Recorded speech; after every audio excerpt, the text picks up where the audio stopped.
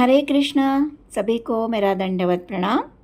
मेरा नाम हेमा देशपांडे है और आज हम अध्याय 8 जिसका नाम है भगवत प्राप्ति, इसे देखने जा रहे हैं। तो चलिए हम प्रथम गुरु की प्रार्थना करेंगे और फिर इस महान विषय को आगे बढ़ाएंगे।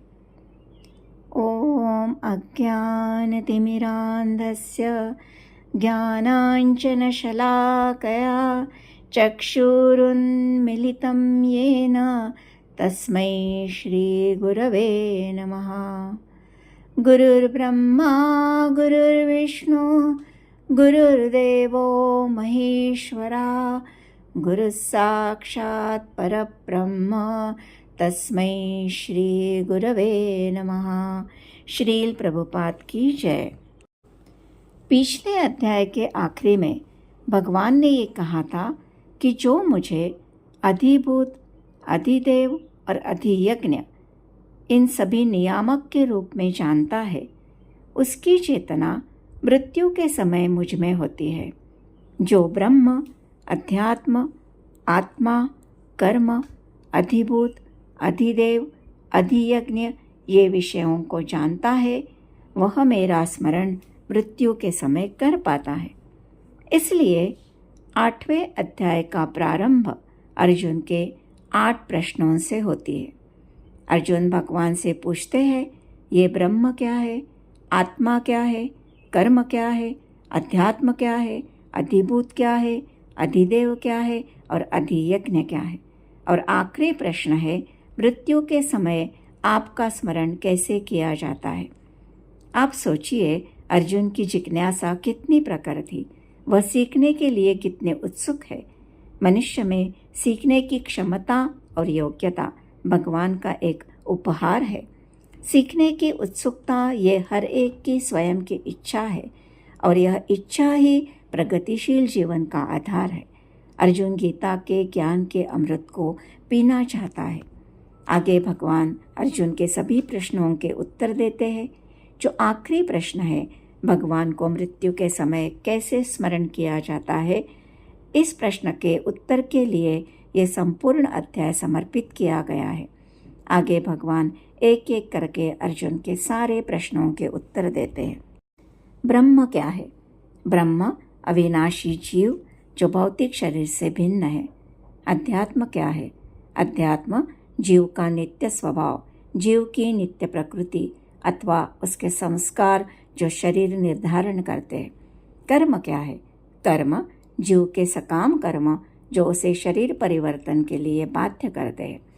अधिभूत क्या है? अधिभूत भौतिक प्रकृति, परिवर्तनशील भौतिक जगत अथवा भौतिक तत्वों से बना शरीर। अधिदेव क्या है? भगवान का विराट रूप जिसमें सभी देवता और उनके लोग सम्मिलित हैं। अधियज्ञ क्या है? अधियज्ञ परमात्मा, सभी यज्ञों का भोक्ता, परमात्मा स्वरूप परमेश्वर। और शरीर में अधियज्ञ यानी प्रत्येक देहधारी के हृदय में स्थित परमात्मा स्वरूप परमेश्वर। और आखिरी प्रश्न था, मृत्यु के समय भगवान का स्मरण कैसे होगा। इसी प्रश्न के उत्तर के लिए भगवान लगभग सारा अध्याय समर्पित करते हैं। इस भौतिक जगत में हम मृत्यु के विषय में चर्चा करना नहीं चाहते, उसे हम अभद्र और अपशकुन मानते हैं। लेकिन भगवद गीता हमें बताती है कि मृत्यु एक बहुत बड़ा सत्य है जिसे कोई भी टाल नहीं सकता। भगवान हमें कहते हैं कि ये मृत्यु के समय हमें भगवान को स्मरण करना है। अब मृत्यु क्या है, कौन मरता है, ये हमने दूसरे अध्याय में जाना था कि मृत्यु यानी आत्मा का एक शरीर से दूसरे शरीर में देहांतरण है।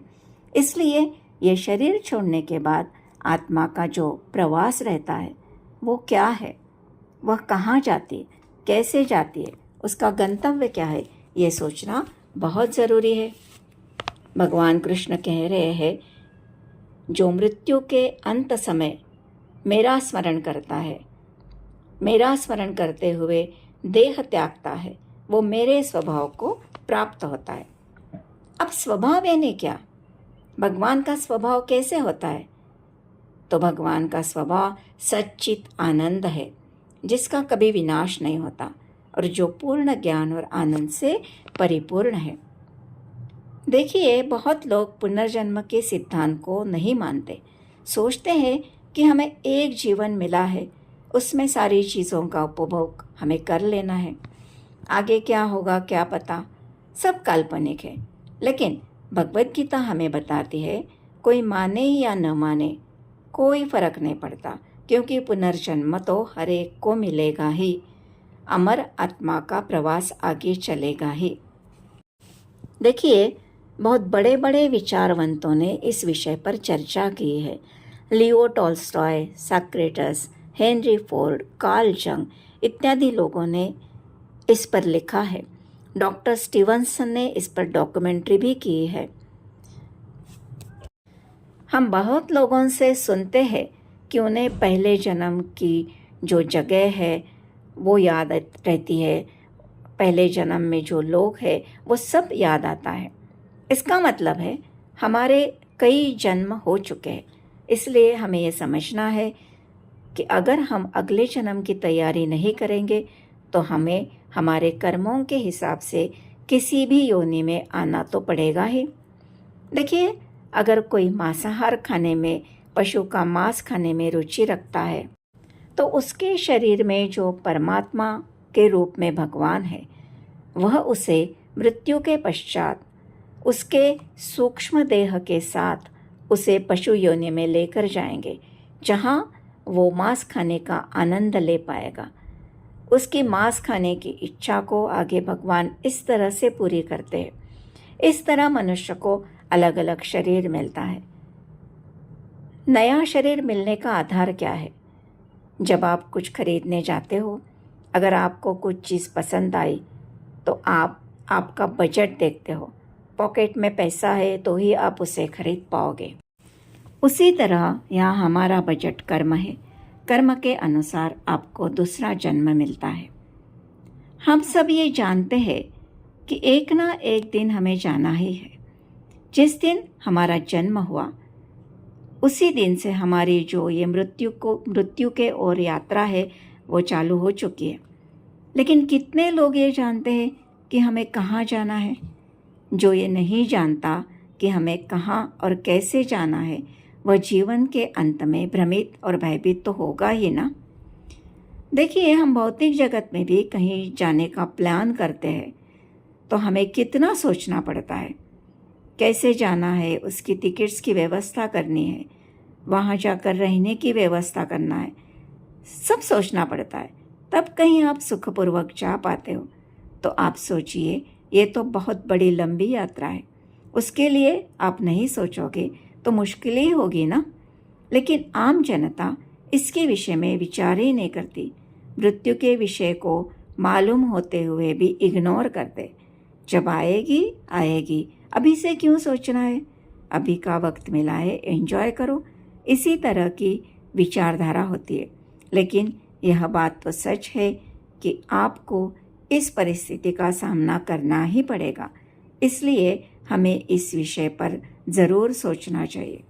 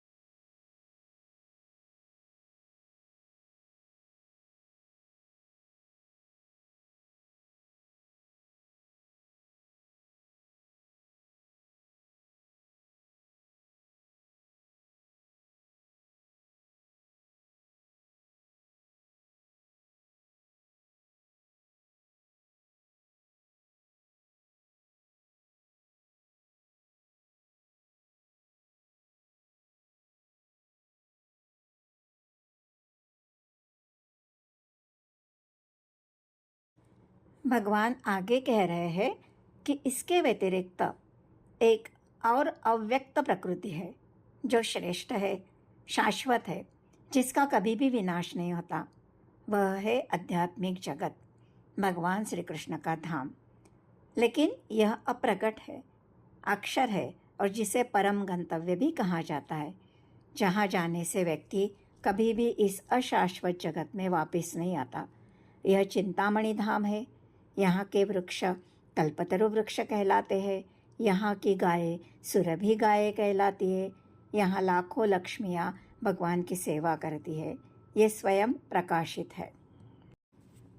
आगे भगवान बताते हैं कि योग के मार्ग से और भक्ति के मार्ग से व्यक्ति इस जगत में जा सकता है।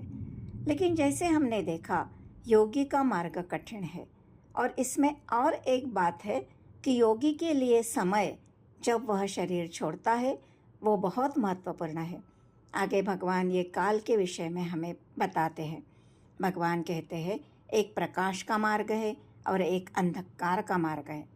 प्रकाश का मार्ग यानी शुक्ल पक्ष, जब सूर्य उत्तरायण में रहता है। अंधकार का मार्ग यानी कृष्ण पक्ष, जब सूर्य दक्षिणायन में रहता है। योगी अपने योग के बल पर स्वेच्छा से अपने शरीर छोड़ने का समय निर्धारित कर सकता है। प्रकाश का जो मार्ग है वो ज्ञानी और योगियों के लिए है। इसके अधिष्ठाता देव होते हैं। ये जीव को परब्रह्म तक पहुंचाने के लिए सहायता करते हैं। उसे लेकर जाने के लिए विष्णुदूत आते हैं। हमें ये पता है कि भीष्म पितामह स्वयं का देह त्यागने के लिए बाणों की शैया पर उत्तरायण की प्रतीक्षा कर रहे थे। वास्तविक भीष्म पितामह श्री कृष्ण की प्रतीक्षा कर रहे थे। वे तो भगवान के भक्त थे, लेकिन महान योगी भी थे। इसलिए योगी को यह सिखाना चाहते थे कि किस काल में देह का त्याग करना चाहिए। जो कर्मी है, जो कर्मकांड यज्ञकांड करते हैं, उनके लिए अंधकार का मार्ग बताया गया है।